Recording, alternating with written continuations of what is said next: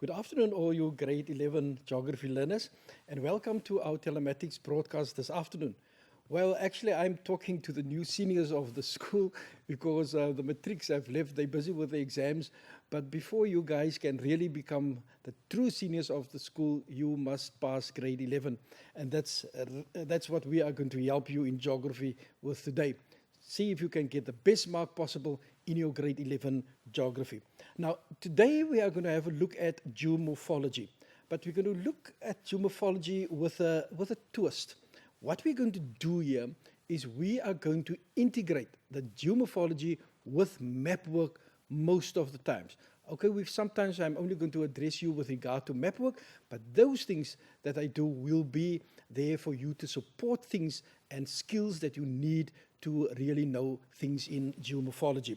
So without further ado, let us kick off with our geomorphology. And as I've said to you, that the idea is that we are going to integrate our geomorphology with map work. Now, what's very important that you must know is what you are doing in map work now, in grade 11, is actually something that has started off in your primary school already and right through your high school. And the whole idea is to get ready for your grade 12 map work exams. Remember that when you get to grade 12 next year, then you are going to be examined with everything with regards to map work. So what we are doing is that we are climbing our ladder with regard to map work. Everything, these building stones that we have given to you since primary school, grade 8, things like cross-section, photos, calculations, slopes, locations, map interpretations, all these things are going to play a very, very important role for you in map work. But very important, grade 11, but remember that geomorphology and map work, they actually go together hand in hand. And therefore, we are going to try to integrate most of the things with a map work this afternoon. But before I really start with it, I would like to refer to you to map symbols. Please, grade 11s, see that you know your map symbols, right? These and another one, these map symbols, you must know all of them. Now, grade 11, there's a reason why I'm telling you that you must know all these things.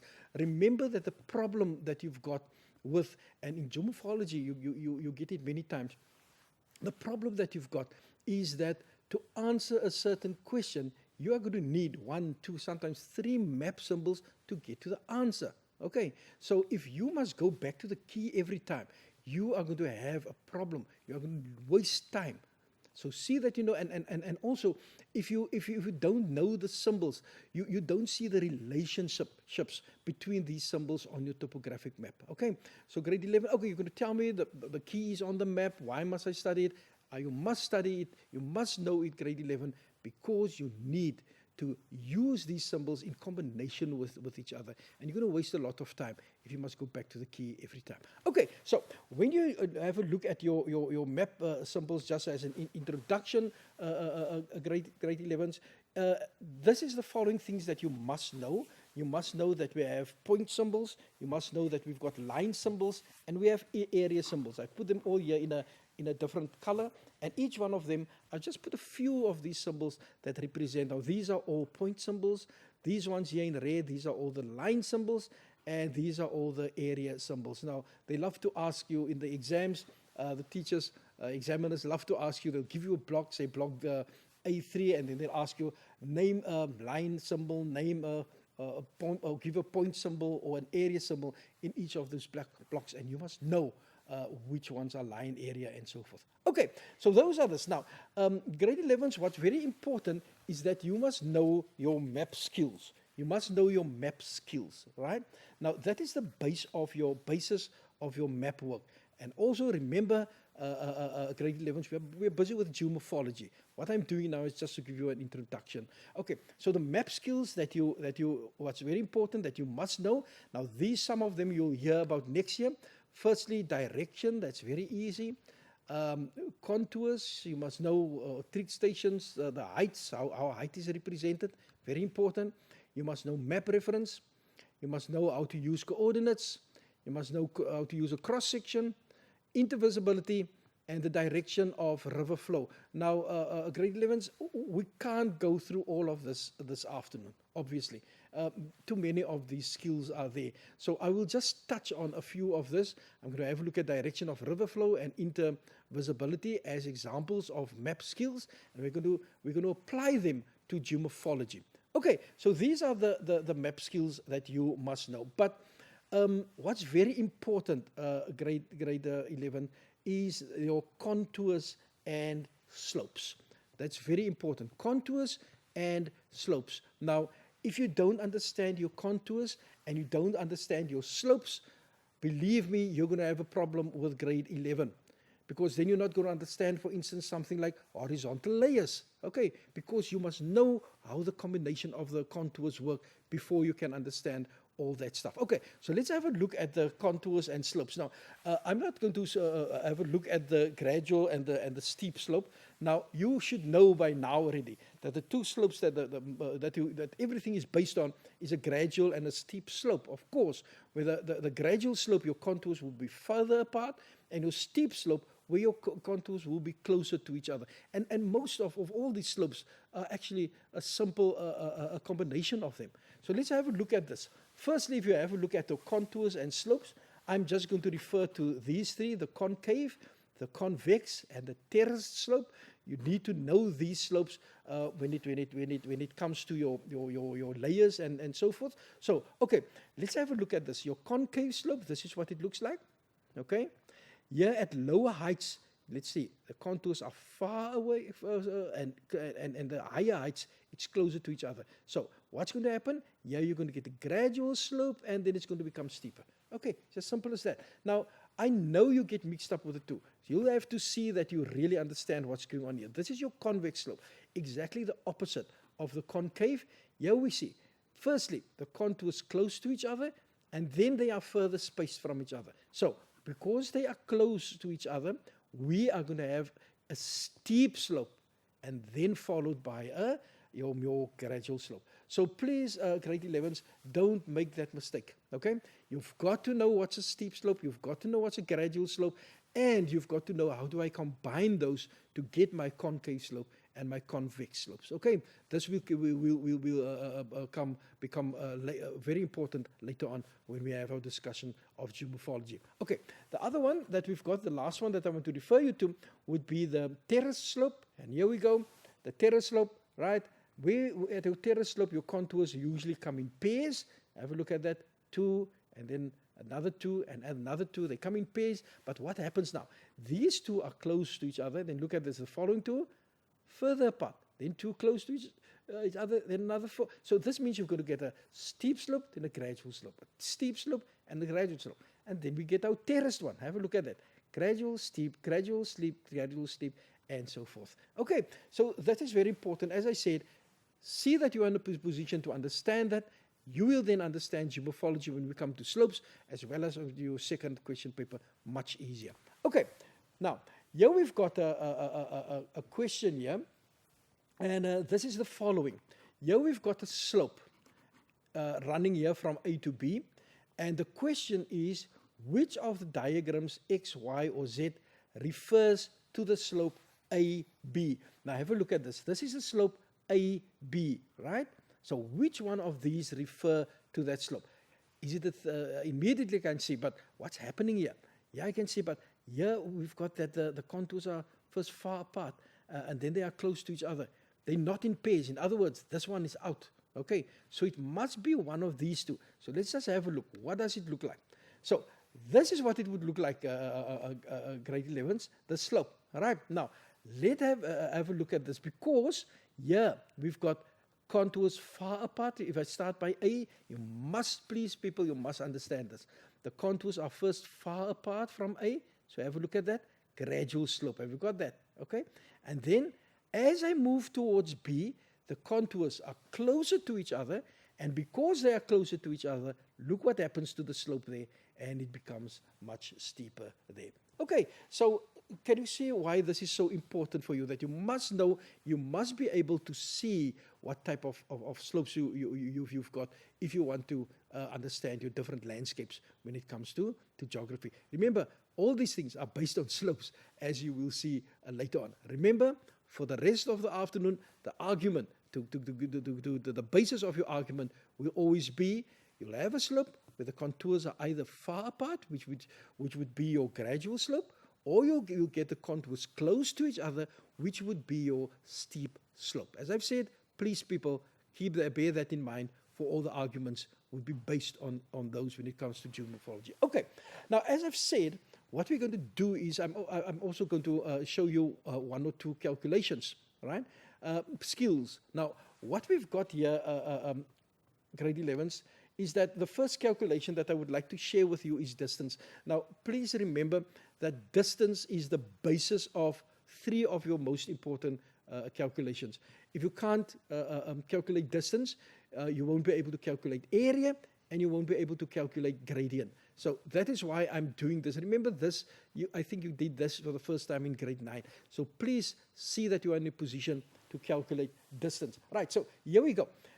Here we've got a question. Calculate the distance from Huguenot Station to Del Josaphat Station. Okay, so this is my railway line running here. So what they're actually asking you is to calculate that. That's the distance that you must calculate. This is Huguenot Station here, and that is Del Josaphat Station over there. And you must calculate the distance. Now, okay, let's have a look. The most important thing that you must know is your formula, okay? And your formula, that would be map distance times scale divided by 100,000. Map distance times scale divided by 100,000. So the first thing that I must do is I must measure the distance between the two stations. Okay, let's measure the distance. So here, if we must measure it, here we go. 1, 2, 3, 4, 5 centimeters, right? And let's see, 1, 2, 3. So we've got 5,3 centimeters. That is our distance. So, in other words, what must I do? This is my following step. I must take the 5,3 that I've got there, that I've measured there, times 50,000, which is the scale, divide by 100,000. Now, this is quite easy now, because my answer would be 2,2 kilometers. Okay, so grade 11s, have a look at this again. Okay, remember that this is your basis for most of your calculations. You'll need it in grade 12 as well. And also, please don't forget, you may not forget this, my units. Okay, I must say 2,2 kilometers. Okay, so please people, don't forget to add your units as well. Okay, so that would be the distance. The following one that I would like to share with you would be gradient. And here's the question. As you see, what I'm doing here is here we've got the same slope that we showed you in the previous slide. Okay, okay. So let's have a look. You can remember what the slope looked like. First, we've got our contours far apart and then close to each other. All right. I want you to go back and think, what kind of slope is that? I'm not going to give the answer. Try and figure that out yourself. Okay. So what must we do? The question is, we must calculate the gradient, right, between the spot height 1797, okay, 1797, which would be this one, and then also the spot height 2263. Very important, we must calculate the gradient. Now again, people, remember, when you do your calculations, you must know all your formulas. That's very, very important, that you must be able to know and to do those things. Now, okay, let's have a look at this. Here we've got it. Now, gradient, very important, my formula would be the vertical interval, that's just the difference in height, okay, you'll see now, on the horizontal equivalent, which is the distance. So, firstly, I must calculate the difference in height, and then I must calculate the difference in the distance between the corresponding points. So let's have a look. So this is quite easy. Here they're giving me, those are the two spot heights. So this one would be 2,263, right? So that one over there, minus the 1,797. So in other words, my vertical interval or the difference in height would be 466 meters. So that is my first step that I must do. Now, grade 11s, remember, this one is the easy part, right, of your gradient. if you see the gradient is basically broken up into three steps. And remember, if you get 6 marks, it's going to be 2 marks per step. So you can score at least 4. But we of course, want you to score full marks in this. But by following the steps, right, you can score 2 marks for every step. Okay, right. So that's that. So what's my following step? Remember, we had to look at the difference in height. Now I must calculate the distance from this point to that point.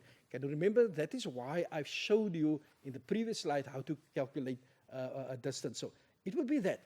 So here we've got that. And if I measure that, it would be 3,567,8 centimeters. There we go. Times 50,000 divided by 100,000, and it will be 1,9 kilometer. Now, grade 11, here comes the scrunch.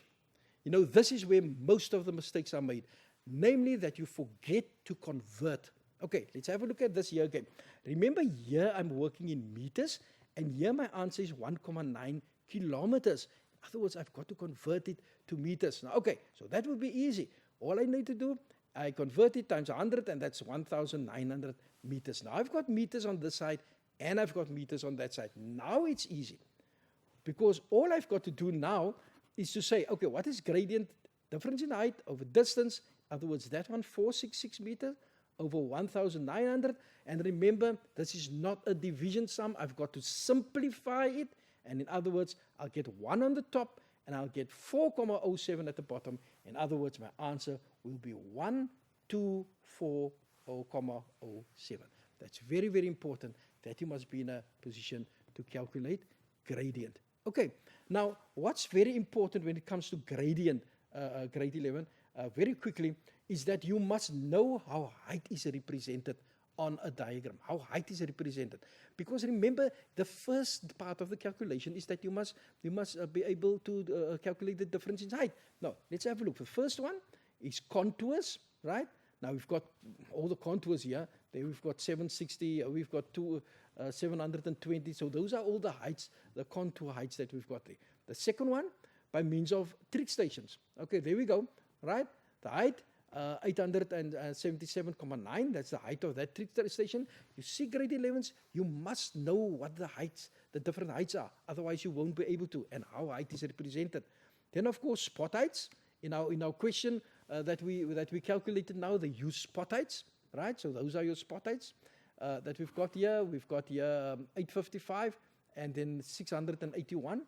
And then, of course, the last one, your benchmarks, there we have them, and those are all your different types of ways in which height is represented. So that's very important. Okay. So please, grade 11s, if you want to do your calculations with regard to gradient, you've got to know how height is represented. Okay.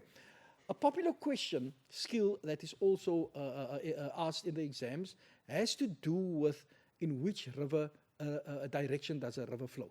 Direction of river flows. Okay, so let's have a look at that. Very important. Here we go. These are the indications of in what directions a river flow. Firstly, just see how easy is this. It flows from the land towards the sea. That's easy. Okay. My second indication, it flows from high to low. Now look at that on your screen, 80, 60, 40. It's flowing from 80 towards 40. Following one, the contours point upstream. Now have a look at this. Here we've got contours, and you can see they nearly kind of V-shaped or whatever. And those contour points, they point upstream. And that is why that river flows in that direction. And then tributaries join downstream. Right, you can't get tributaries joining upstream, because then it means that one of those two rivers are flowing from low to high, which is of course impossible. And the last one, the dam wall always shows downstream. All right, so that's very, very important. You must know that these are the indicators.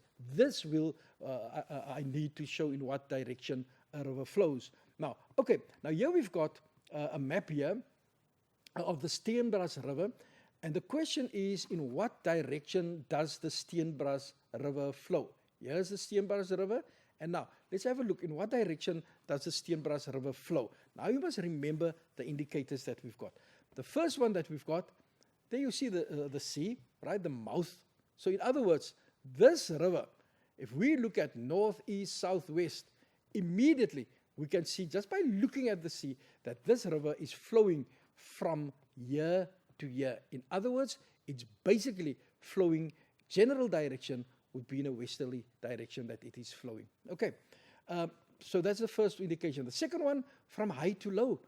Now, if you look very carefully, you would have seen that we've got a contour of 300, there we have indicated it, and there we've got a contour of 100. So there's no ways that the river can flow in the opposite direction. It will always flow from the 300 towards the 100.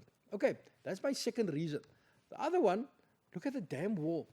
See, where's the dam wall? Remember that a river flows into a dam, and then the wall blocks the water so that it can be dammed up behind the wall. Okay, so this means that when you've got a river on the side, a river always flows on the other side of the wall, outside out of the dam. Okay, the next one, the joining of the tributaries. Have a look at that, right? Joining downstream, can't join in the opposite direction. And the last one, if you ever look at the contours, you will see that all of them are bent. Actually, it's pointing upwards in the higher contour values. In other words, upstream. And that is why we can say that the Steenbras rivers, for all those reasons that you see on the map now, it's flowing generally in a westerly direction. Okay, so these are all the skills, not all, but some of the skills that I've selected to share with you this afternoon. Now we are going to have a look at our content of geomorphology and how it can be applied on the maps. Remember that some of these skills will come up as we explain your content of your geomorphology. Okay, so what's very important, grade 11s, is that the first thing that you must know is your horizontal layers. Your horizontal layers. Now, and you must be in a position to identify and explain. You must know how it's formed, the characteristics, and how you can see it on topographic maps of the butte, the mesa, and the conical hill. Okay, these are the three most important ones with regard to horizontal layers. So if we ever look at the first one, the mesa that we've got here, the first thing that you must ever see is that the characteristics, it's got a large flat top. That is a hard layer. Okay, and look at my slopes. Yeah, I've got my slopes on the other side. Now, here we've got a contour, not a contour, it actually comes from a topographic map. Now have a look at this. We've got our circular contours here, but you see this large white area on top. That large white area represents actually the large flat top of the mesa that we've got there. Okay, so that would be your mesa. The following two that I've also mentioned here would be the butte and the conical hill. Now, what happens is that as time passes by, the mesa can be become smaller because of erosion with scarp retreat. So what we've got here is now it's much smaller. Now compare this, for instance, to the previous one, the size of the previous one. Immediately you see the mesa there, and have a look at the butte. It's a bit smaller, much smaller actually than your mesa. So your flat top, look at that. So you've also got a hard layer on there, right? And have a look at this. Here we've got that, okay?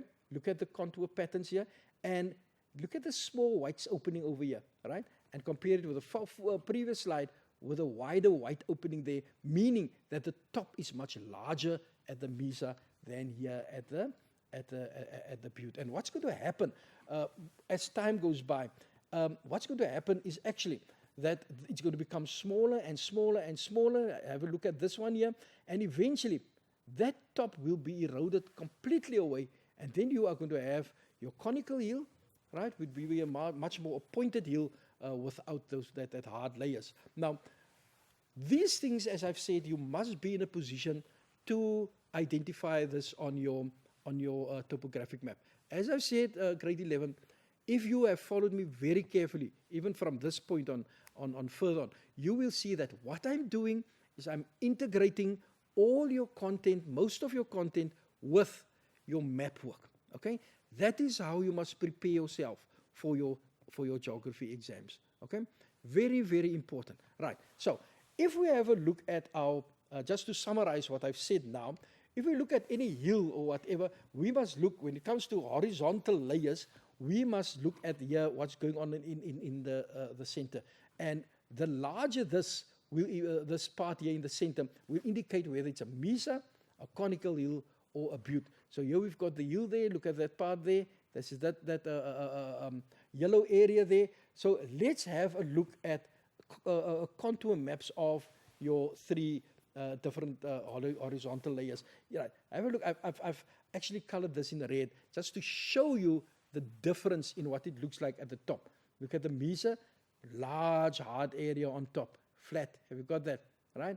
Your butte, smaller, and they've got a small red dot on there for your conical hill that will indicate that is a pointed hill. So this grade 11s would be the basis for you with regard to your contour sketches of your mesa, your butte, and your conical hill. Now, grade 11s, it shouldn't stay there, right? Now we're going to see, let's have a look now. We've shown you already on topographic map. Let's show you our map where all of these features appear. So here we've got the map, and have a look at this. Here we've got the conical hill. See, very small. Look at this large white area. That would be the mesa, and that one is a bit smaller. That would be the butte. So this is a mesa that we find here. Sorry. This would be the butte that we find here, and that one, very small. Actually, the very, very, very little small. A pointed hill. This would be your conical hill. So grade 11s, please see that you are in a position that you know the characteristics of all of them, how they are formed, right? And much more important, how do I integrate my map work with these things, these features that we've done in our content. Geomorphology, very, very important that you must integrate your map work with your content. Now, that was the first section with regard to your content. The second type of layers that you do is inclined layers. Now, horizontal layers, easy, that would be like that. Am I right? Horizontal. Inclined layers is where the layers do something like this. Okay? And then different factors come into play. You could have had, it could have been horizontal, and we could have had some volcanic activity here at the bottom, pushing this layer up, and then the layers tilt, right, like that. And then we've got the inclined layers. That is what we're going to have a look at now. Okay, here is our inclined layers that we're going to have a look at now. Now, the basis of all these things is the following. Now, I would like to show you. Here we've got a photo on the left-hand side of inclined layers. And then what's very, very important, to understand your inclined layers, you must know where's the hard rock and where's the soft rock. That's very, very important. Now, grade 11s, what you must do, remember, is the following. When you've got hard and soft rock, weathering and erosion is going to be much faster where you have soft rock. That's very, very important. You must know that, okay? And when it comes to inclined layers, it's very important that you must know that these layers, they were horizontal, and now when they are inclined or tilted, then some of the softer layers here at the bottom are going to be exposed much more. Okay, so let's see what happens. So what we've got here, grade 11s, is an aerial photo of the topographic map of the Magaliesberg, and here I'm adding this. Now, what's very important, have a look at this. As I've said, if you have a look at your hard rock, the weathering and the erosion is going to be much slower, and by a softer rock, it's going to be faster. So at your hard rock, have a look at that photo. You're going to have a gentle slope. Why? Because it's hard rock. It's going to take long to erode. It's going to take long all these weathering to take place. But if you look on the other side, then we're going to have a steep slope. Now, why is the slope steeper on that side? Now, what's important is that you must realize that the softer layers have been exposed there. And what the result is, after the softer layers have been exposed, what's going to happen now? Your erosion is going to take much quicker, and that is why you're going to have your steeper or your escarp you're going to have on the other side. Okay, now, if we ever look at the topographic map of that same area. Now, if you look at the map here, the topographic map at the bottom, I tilted the map a little bit so that it actually corresponds with the slopes on the photo. Now, have a look at those two. Immediately, if you see, then it's important for you to know that here, my dip slope will be there. Compare that to this side, right? Look at the arrangements of the contours. Now, grade 11s, can you see I'm coming back now to the first 2 minutes that I explained the different slope types to you, okay? Can you see you wouldn't understand that if you don't know that when the contours are closely spaced, it's going to be a steep slope, right? The further they are spaced, the more gradual the slope is actually going to become. Now, this is a classic example of this. Now, if you look at the photo on top, look at the gentle slope, right? On this side, you get the gentle slope. Then look at the blue, the contours that I've indicated there, right? That is actually the contour map of the photo above, all right? Now, we look at the red at the bottom. There you're going to see the escarp, right, that we've got here. The contours are close to each other, and that is why we've got your steep or your escarp slope on that side. Okay, so grade 11s, I would just like to repeat this. You see how important it is that you must have a deep knowledge of how slopes work and how contours work.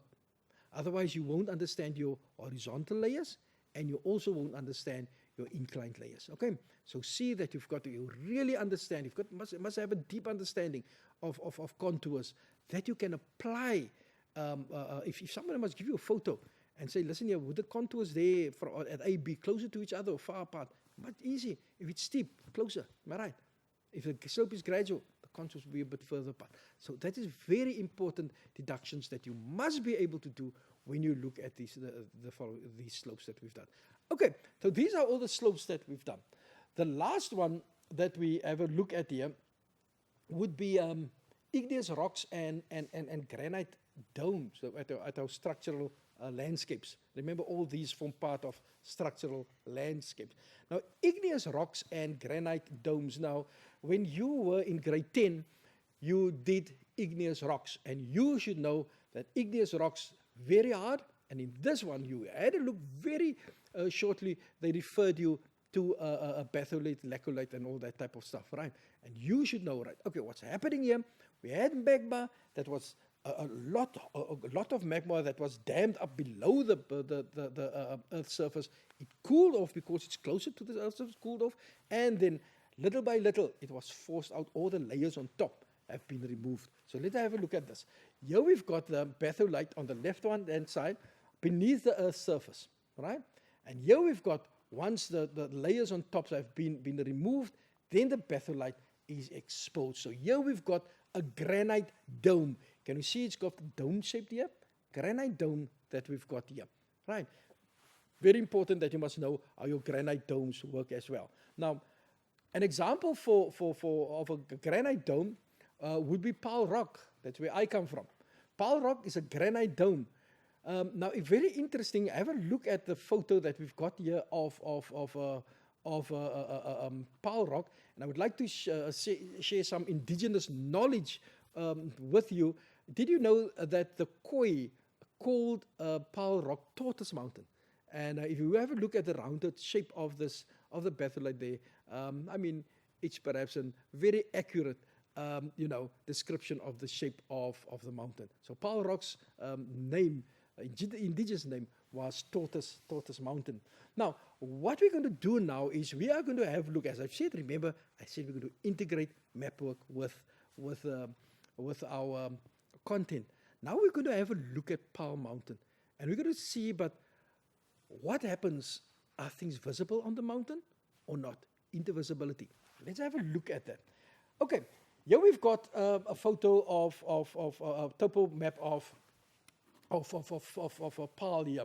Now, what's very important that we would like to know is that here on the right-hand side there, we've got a school. This is my old school where I've taught for 30 years, Klein Niederberg Secondary School, that's situated there. And here's Paarl Rock. And the question is the following. is Paarl Rock, the photo here, is Paarl Rock visible for the learners of Klein Liederberg Secondary School? Now, let's have a look at how do I determine this. Now, I know that the learners there are already shouting, yeah, we can see it. But can you do it on a map, right? You can see it in the reality. It's easy to do that. But how do you determine that on a map? Let's have a look. So, this is actually that we want to know, right? The blue line, the arrow that I've just drawn there. There we've got Paarl Rock. There's the school. Is Paarl Rock visible from the school? In other words, what must I do now? I must look for anything in between the school or Paarl Rock that's higher, that will obstruct my line of vision. So let's have a look. Here's Paarl Rock, the height there, 543, and here we've got 180. That is at the school. Now, we must see if there's anything in between that's higher that would obstruct the view. So this is what it looks like here. So that's 180, then we've got 200, then we've got 300, then we've got 400. So we can really say that the Paarl Rock is visible from the school. And if we must, for instance, draw, here we've got the school here, and there we've got Paarl Rock. Okay, so see what's happening now. The school, Paarl Rock. All right, now if I draw a cross section, what's going to happen? Then we will see that the school is 180, Paarl Rock is 543,1. So it's very easy because I can say now that definitely Paarl Rock is visible from the school. Okay, but now let's have a look on what something else. Remember, grade 11s, we're still working with igneous rocks, with domes here, right? So we can say that the dome, the Paarl Rock, is visible from the school. But what can also happen? Let's have a look at this. Here's the question now. Is Paarl Rock visible from the Nantes Dam here? And immediately, if you have a look at this, the Nantes Dam, there's a contour of 600 meters. And Paarl's Rock, we've got there 543. But here we've got another rock called Gordon's Rock, which is also a dome. And see what's happening here. The height of this rock here, Gordon's Rock, there is it located, 654 meters. In other words, this is what it looks like now. Here we've got the Nantes Dam. Here we've got the Paarl Rock, Gordon's Rock. There's Paarl Rock on that side.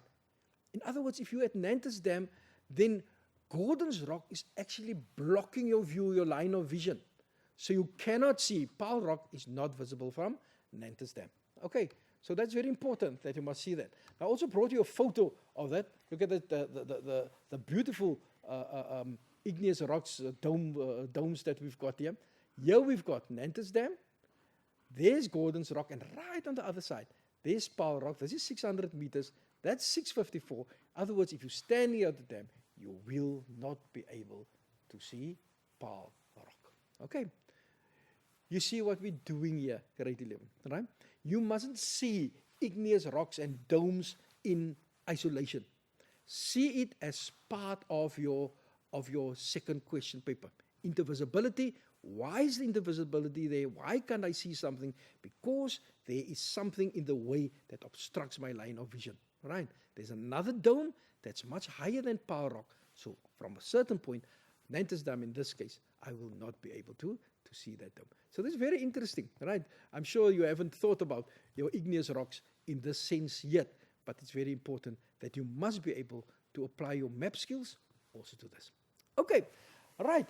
So grade 11s, the next thing that I would like to show you would be our slope elements. Now, have a look at this beautiful photo that we've got here of a slope. Now, again, have a look at this. The contours from here to here, all right? And look the contours from there to there. If you should draw a contour map, can you see again the second question paper? When you understand your slope elements, you must know that here we've got the contours far, right? Up till this point, can you see? So we've got a gradual slope there, and then suddenly we've got a steep slope here. In other words, the contours here would be close to each other. Okay, Now, you do slope elements as well. Okay, so let us have a look at your different slope elements with regard to your content. Now, what's very important here, grade 11s, is that you must know that basically we've got these following slope elements that we find here on this photo. Now, I use the photo instead of a diagram because this is much more. It brings in much more reality for you. Okay, right. So let's have a look at this, the slope elements. Here we go. Now, right on top, that part of the slope is called the crest, right? The crest, that part. Now, have a look at this. This is very important that you see this part, the crest, as part of your slope elements. Now, the first thing that you must notice here is that it is very, very steep. Have a look at that. So, what must go through your mind now? The crest, the contours. How would the contours be there? Would it be closer to each other? Would it be further apart? All right. So, let's just have a look here. Here we've got the crest. It's convex, right? Have a look at that, convex, and the rest of the slope becomes concave. All right. So, what we've got here, the process that occurs there would be soil creep. The following one would be the free face. This is called the free face here. And the free face here is very steep. Now, I want you to see this. This is very important. Soil creep occurs when we've got material moving there, and then it falls towards actually the bottom part of the slope. But it cannot be deposited on the free face. Now, the reason why it cannot be deposited on the free face is, the deposit because it's too steep there. It's going to fall right down there, and perhaps there's a possibility that it can be, deposition can occur at the following slope, which would be here, the trellis. See that, right? The material soil creep over there, and here it will be deposited. Very important that you must know that as well. Okay, and the last one that we've got there would be the pediment. The pediment, concave. Have a look at this. Can you see concave here? Why concave? Look at that, concave. Here we've got the contours. If we should put in the contours far apart, grade 11, can you see what I'm doing all the time? I know I'm repeating myself, all right? But I want to drive this home to you. I want to drive this home to you. When you see a photo, if you see a diagram or photo or whatever, this shouldn't only be a beautiful photo that we've got here. You should be in a position to say, okay, there the contours would be like that, and there the contours would be like that. If you can do that, then you are busy with the essence of geography. That is where we would like you to be. Okay, now, when you study this grade 11s, remember, what must you know? You must know all of this. You must know the crest, the names of all, the crest, the free face, the trellis, and the pediment. You must know all of this, right? The second thing that you must know is you must know the shape of each of them, right? Look at the crest that we've got there, which is convex, your free face, which is steep, your trellis here, which is straight and constant, and then, of course, your pediment, that would be your concave. So that's the second thing that you must know. The third thing that you must know is what process occurs by each of the slopes. The first one, at the crest, we've got soil creep. Yeah, actually no process can occur because it's too, deposition can't occur there because it's too steep. And then here we've got, of course, because it's a bit more gradual, that material that has fallen over here could be deposited there, or it will run down and eventually be deposited there at your pediment. Okay, pediment, the foot of the slope. Remember the pediment, the foot. You girls should know. You go for a pedicure, then it means they are going to work with your feet. Okay, so these are your slope elements, grade 11s. Very important that you must know them. Let me just repeat myself. Please, if you see the slope, if you see what the slope looks like, what must go through your mind? What do the contours look like there? Because if that passes through your mind, then you are really doing geography as geography should be done. Always thinking in terms of maps, always thinking in terms of the second question paper. Okay, right. So Of course, the last thing that I would like to mention here is that between the talus and the pediment, we've got what is called the nick point. Okay, grade 11s. The last thing that we've got in of your syllabus would be mass movement. Now, mass movement you can't see on your topographic map. So let's just move the maps away a little bit and have a look at mass movement. Now, before I do mass movement with you, I would like to show you a very, very short video clip. So let's have a look at this.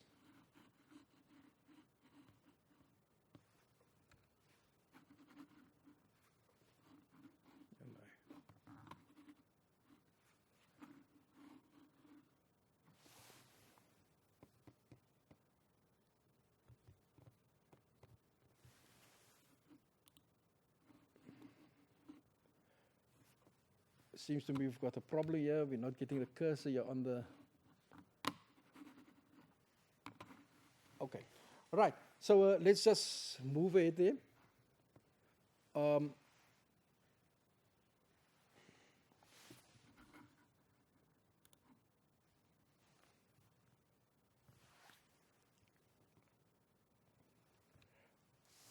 Okay, so grade 11s, when you listen to this video, they showed you what how mass movement occurs when debris flows down a slope. Right now, what's very important is that you must know the 4 different types of mass movement, and you must be in a position to describe each of them. So let's just have a look very quickly at the 4 different type of mass movements that we've got.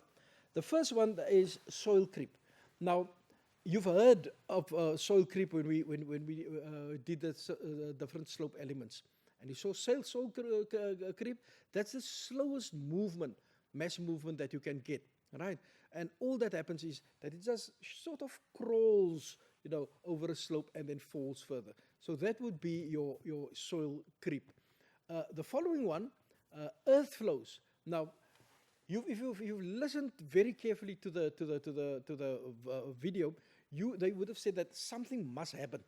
There must be what we call a triggering event before this mass movement actually occurs.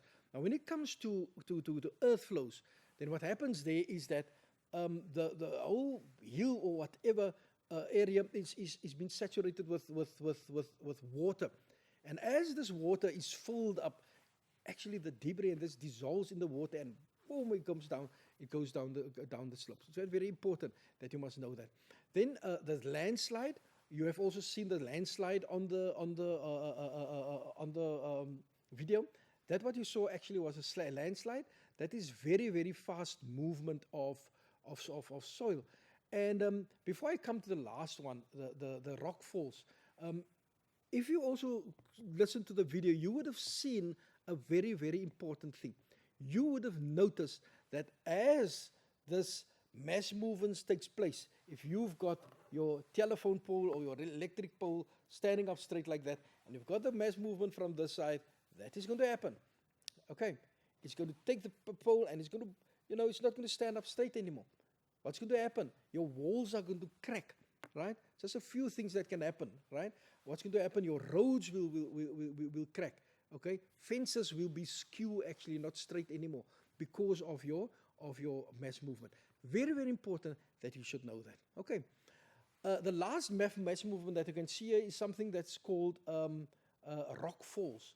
Now, rock falls is the fastest mass movement that you can get. Very, very, very fast. Now, and dangerous, of course. Those of you in Cape Town, we know that Chapman's Peak, that's actually a disaster area when it comes to rock falls, right? Where you get the rocks just coming over the slope, and if you're in a car here, if a rock falls on the car, it could mean death, or you could end up in a hospital with lots of injuries. Now, because of that, I would like to, and this is very important for you as well, grade 11s, you must also know that how can these mass movements be managed. And I'm only going to have a look at an example. Let's have a look at what has been done at Chapman's Peak to actually manage your mass movements. Okay, so what is there is the following. And this is very interesting. Beautiful photo of Chapman's Peaks that we've got here. Now, what they've got there is the first one right up there in the left-hand corner. There would be your catch fence. Okay. Now your catch fences is more a wiry type of fence that has been built there, and if any rocks, should fall along that area, then it would the fence, of course, would catch the rocks there. Right. So that is the catch fence. That was the best place to put your the catch fence there. And then they've also got here a canopy. Right. Now have a look at that canopy. It's right over the road, and when we've got a huge rock falling, you'll see that it was impossible to build a catch fence there, and now they've built this canopies there. And when we've got a rock falling, it will bounce on the canopy and actually go down over the road and fall down on the hill below. And then, of course, the concrete impact protection canopy. Have a look at that. I just want to mention this, grade 11s. Can you imagine? I mean, you get a lot of cyclists there, a lot of people running there, and by car. And I mean, if they go through there, if one of these huge rock boulders should come loose and fall down there, you can imagine what type of injuries or even death that can be possible there. But with the canopies that we've got there, the concrete canopies and the catch fence, means that these rocks can actually be caught there, or if it bounces off there and it goes down over the rest of the cliff, and it would actually, not actually have an impact on people there. So you must be in a position to also mention how your different landslides, in this case rockfalls, can be managed. Now, grade 11s, that's it for us for this afternoon. Thank you for paying attention. Thank you for being with us. And remember that we would like to see you next year, again here, as a matric, where we will definitely be working with you next year. So good luck for the exams, study hard, and see you next year in matric. Bye-bye.